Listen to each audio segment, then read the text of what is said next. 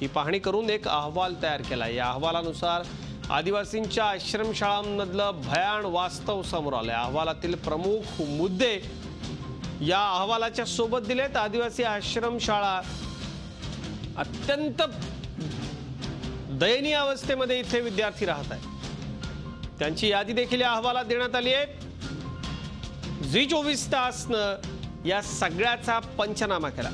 या आश्रमशाळांवरती जाऊन या सगळ्या आश्रमशाळांमधली गैरव्यवस्था आम्ही आपल्याला दाखवतोय। जवळपास 1000 आश्रमशाळात 5.5 लाखावर विद्यार्थी शिकतात। अनेक आश्रमशाळांमध्ये पांघरुण, वीज, पंखे, शौचालय याची वानवा आहे। आदिवासी विकास मंत्री इकडे लक्ष देणार का, हा महत्त्वाचा सवाल आहे।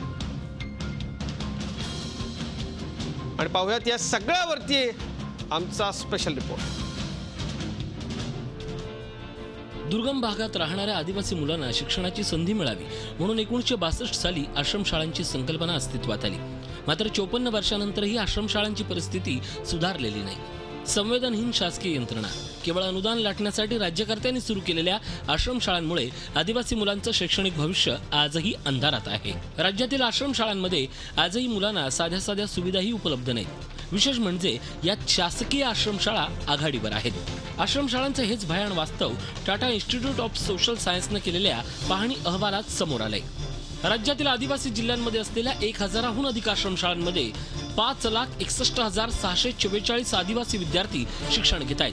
मात्र ज्या हेतूने या आश्रमशाळा सुरू करण्यात आल्या त्याच हेतूला शासकीय यंत्रणेनं हरताळ फासल्याचं भयान वास्तव समोर आलंय। दुर्गम भागात आश्रमशाळा सुरू करताना विद्यार्थ्यांना मूलभूत सुविधा उपलब्ध व्हाव्यात असा नियम आहे। मात्र अनुदानित आश्रमशाळांबरोबरच शासकीय आश्रमशाळांमध्येही याबाबत विद्यार्थ्यांच्या थेट जीवाशी खेळ सुरू असल्याचं समोर आलंय। टाटा इन्स्टिट्यूट ऑफ सोशल सायन्सनं या संदर्भात केलेल्या पाहणीत राज्यातील शासकीय आणि अनुदानित आश्रमशाळांमधील आदिवासी विद्यार्थ्यांच्या जीवाशी सुरू असलेला खेळ समोर आलाय। आपण एक नजर टाकूया या अहवालातील प्रमुख निष्कर्षांवर। रिक्त पद, शासकीय आश्रमशाळा 3469, अनुदानित आश्रमशाळा 976, राज्यातील आश्रमशाळा 4445। रिक्त पदांमध्ये मुलींच्या आश्रमशाळांमधील महिला वॉर्डनच्या निम्म्याहून अधिक जागा रिक्त आहेत। त्यामुळे आश्रमशाळांमध्ये शिक्षण घेणाऱ्या विद्यार्थिनींच्या सुरक्षेचा प्रश्न गंभीर आहे। तक्ते, नकाशे गायब। विद्यार्थ्यांना सुलभरित्या शिकवण्यासाठी आश्रमशाळांमध्ये नकाशे आणि तक्ते असणं आवश्यक आहे। मात्र 487 आश्रमशाळांमध्ये तक्ते आणि नकाशे यांचाच पत्ता नाहीये। स्वतंत्र अंथरूण पांघरूण नाही। आश्रमशाळांच्या 601 हॉस्टेलमध्ये मुलांना स्वतंत्र अंथरूण आणि पांघरूण उपलब्ध नाही, तर 593 हॉस्टेलमधील मुलांना स्वतंत्र अंथरूण आणि पांघरूण उपलब्ध नाही। ट्यूबलाईट, पंखे नाहीत। 390 आश्रमशाळा हॉस्टेलमध्ये मुलांच्या खोलीत ट्यूबलाईट आणि पंखे नाहीत, तर 352 मुलींच्या हॉस्टेलच्या खोलीत ट्यूबलाईट आणि पंखे नाहीत। स्नानगृहाची व्यवस्था नाही। 182 आश्रमशाळांमध्ये मुलींसाठी स्नानगृहाची व्यवस्थाच नाही, तर 243 आश्रमशाळांमध्ये मुलांसाठी स्नानगृहाची व्यवस्था नाही। अशा आश्रमशाळांमधील मुलं स्नानासाठी नदी, विहीर अथवा बोरवेलवर जाऊन उघड्यावर आंघोळ करतात। यात मुलींची प्रचंड कुचंबणा होते। स्नानगृहाची व्यवस्था नसलेल्या आश्रमशाळांमध्ये शासकीय आश्रमशाळांची संख्या जास्त आहे। शौचालय नाहीत।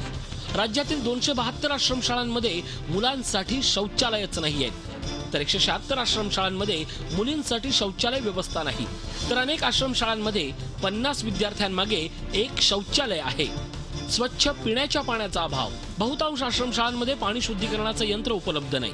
सुरक्षा वाऱ्यावर। 392 आश्रमशाळांमध्ये सुरक्षेच्या दृष्टीने महत्त्वाची असलेली कंपाऊंड वॉल बांधण्यात आलेली नाही। 70% आश्रमशाळांमध्ये सुरक्षा रक्षकांची नियुक्ती करण्यात आलेली नाही।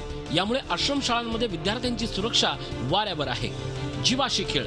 मागील 4 वर्षात आश्रमशाळांमध्ये विविध कारणांनी 368 विद्यार्थ्यांचा मृत्यू झालाय। यात आजारपणामुळे झालेल्या मृत्यूंची संख्या जास्त आहे। केवळ 47% आश्रमशाळांमध्ये मुलींसाठी सॅनिटरी नॅपकिनची वानवा।